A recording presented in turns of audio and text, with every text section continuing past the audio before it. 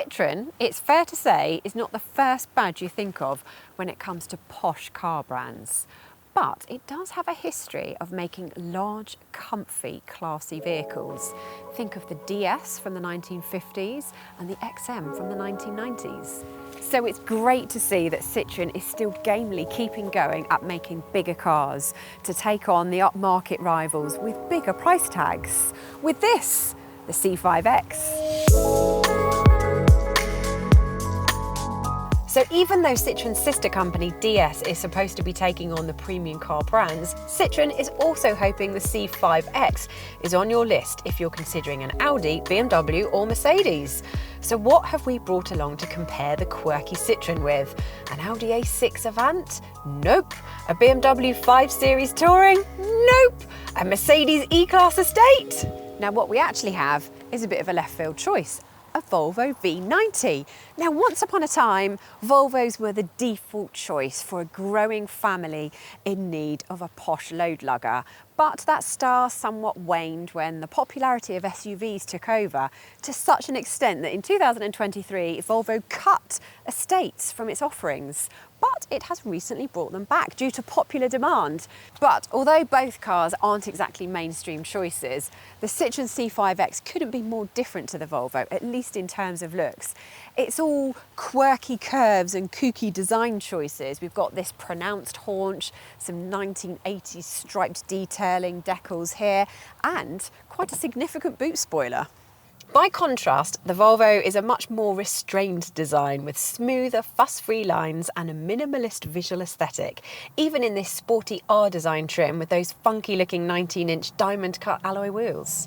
Yet despite the obvious differences, these cars have a lot in common. They're about the same size at just under 5 metres long, which is what you would expect from a large family estate car. Well, the Volvo is about that much longer, but it doesn't equate to a much bigger boot because it can swallow about 560 litres, and this one swallows a very credible 545 litres. Now, we should say at this point that the Volvo is a fair bit more expensive than the Citroen, but if you're prepared to find one with a few more miles and years under its belt, then they are pretty comparable.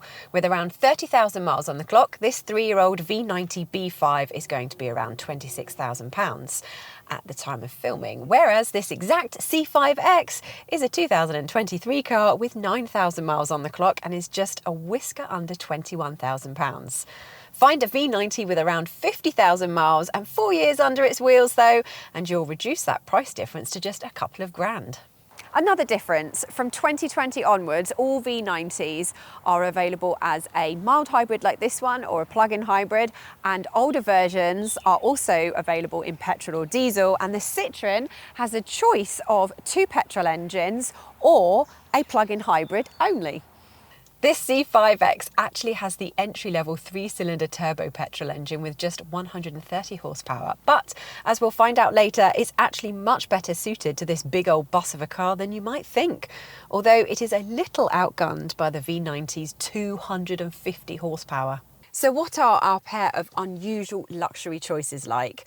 Well, it depends what your expectations are. If you're stepping out of a BMW and into the interior of the Citroen, then you might be a little disappointed. However, if you are stepping out of, say, a Honda, Ford, Toyota, or even another Citroen, then you will definitely be impressed. And as for the seats, well, they are very comfortable, almost like a sofa than a sporty driving seat, and all the better for it, still with a bit of lateral support. There's also a large, clear touchscreen infotainment system, which is better than many of parent group Stellantis' recent efforts, both in terms of clarity and in having icons large enough to easily stab successfully at the first time of asking. Better still, in the C5X, Citroen has returned the climate control settings to physical buttons and dials.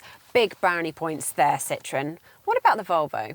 Well, in the first instance, it has to be said that Volvo loses out on points when it comes to physical control knobs for the climate control settings because it doesn't have them.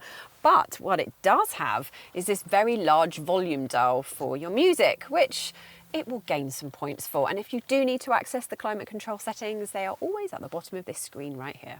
And actually, the portrait-style infotainment system is attractive enough to look at, but it's not the most intuitively laid out, and it's a shame that Apple CarPlay can only be displayed on half the screen. Other than that, however, the V90's interior is somewhat of a masterpiece.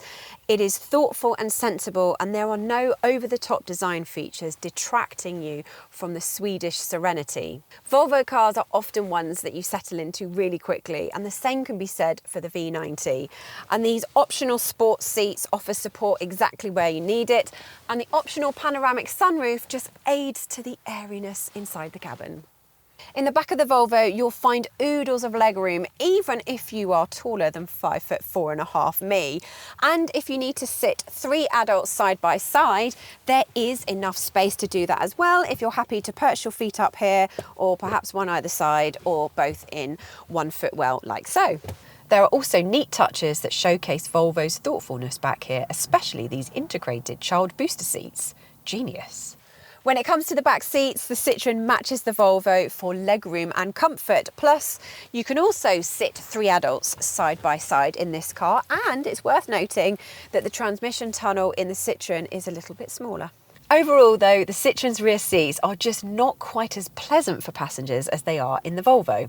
But what about luggage capacity? That matters in estate cars, right? And yes, it does. And as we've already mentioned, the C5X fares very well. Its 545 litre capacity is a little short of the Volvo's 560 litres, but it's a good shape for bulky items, and there's barely any load lip. The Volvo's boot, meanwhile, is also pretty cavernous, and I will get in this one as well so that you can see a comparison. Very spacious. However, an Audi A6 Avant and a Mercedes E-Class estate are both even larger, and partly that is down to, and I will show you, if we close this, you will see that there is a swoopy raked tailgate, so that just eats into the boot space a little bit. However, even on the most extravagant shopping trips, neither car is going to disappoint you in terms of space. And while I've got your attention, why don't you go to the Motorpoint YouTube channel, like, subscribe, and click on the bell icon so that you catch all of our latest reviews. Let's go for a drive. Despite the performance potential of the 250 horsepower 2-litre engine, which can get you from 0 to 60 in less than 7 seconds, it's a bit more relaxed than racy. Sure, the 8-speed automatic can hurry you along if you really want to, but it just seems happier driving along in a much more chilled, relaxed way. And trust me, you will too. It corners with very little body roll, and the brakes are suitably confidence-inspiring, as is the steering. But if you want an estate that's really fun to drive, a BMW 5 Series Touring should be at the top of your list. It's better to enjoy the smooth controls and the comfortable ride as you while away the miles. Sure, a Mercedes E-Class is equally as comfortable, but there aren't really any other estate cars that do it as well as the Volvo. As for fuel economy, well, that depends on which model you go for as well. With the plug-in hybrid, how you drive it and whether you make the most of the battery. In this B5 mild hybrid, though, expect around 40 miles per gallon on a gentle cruise. Not bad for a car of this size. As for the Citroen, its little 1.2 litre engine can muster 130 horsepower, which is not a lot for a car this size, but it definitely makes the most out of it. The stopwatch will tell you that from 0 to 60, it takes just over 10 seconds, which is pretty slow.